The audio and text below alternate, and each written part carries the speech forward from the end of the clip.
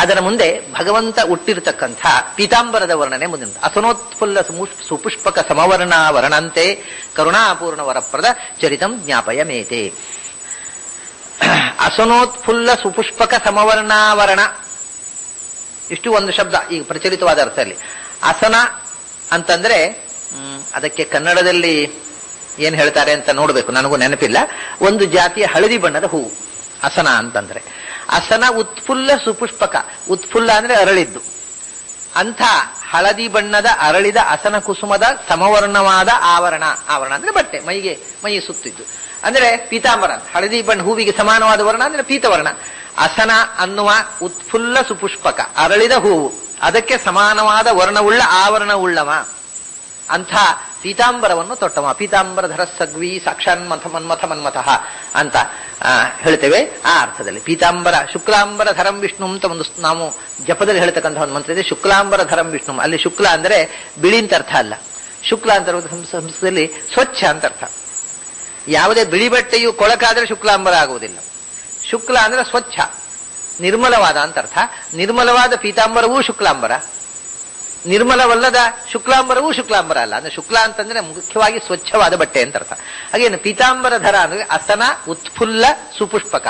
ಅಸನ ಅನ್ನುವ ಹೆಸರಿನ ಉತ್ಫುಲ್ಲ ಅಂದ್ರೆ ಪೂರ್ಣವಾಗಿ ಅರಳಿದ, ಸುಪುಷ್ಪಕ ಅಂದ್ರೆ ಸುಂದರವಾದ ಹೂ, ಅದಕ್ಕೆ ಸಮವಾದ ಬಣ್ಣ ಅಂದ್ರೆ ಹಳದಿ ಬಣ್ಣ ಪೀತವರ್ಣ ಉಳ್ಳ ಆವರಣ, ಬಟ್ಟೆ ಉಳ್ಳವ.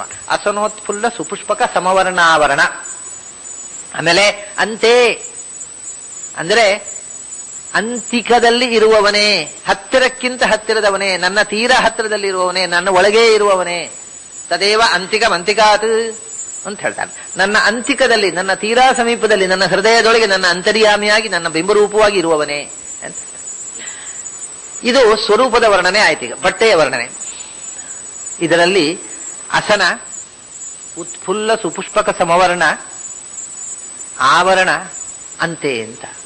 ಆವರಣ ಅಂತೆ ಅಸನ, ಆವರಣ ಅಂತೆ ನಮ್ಮ ಸಂಸಾರದ ಈ ಅಜ್ಞಾನದ ಆವರಣ, ಲಿಂಗದೇಹದ ಆವರಣ, ಸ್ವರೂಪಾಚ್ಛಾದಿಕ ಪರಮಾಚ್ಛಾದಿಕ ಈ ಆವರಣಗಳ ಅಂತೆ ನಾಶವಾದಾಗ ನೀನೇನ್ ಮಾಡ್ತೀಯ? ಆವರಣ ಅಂತೆ ಸಂಸಾರದ ಆವರಣ ಪರೆ ಸರಿದು ಹೋದಾಗ ಅಸನ, ನಮ್ಮ ಸಂಸಾರ ದುಃಖವನ್ನು ನಿರಾಸ ಮಾಡತಕ್ಕವನು ನೀನು.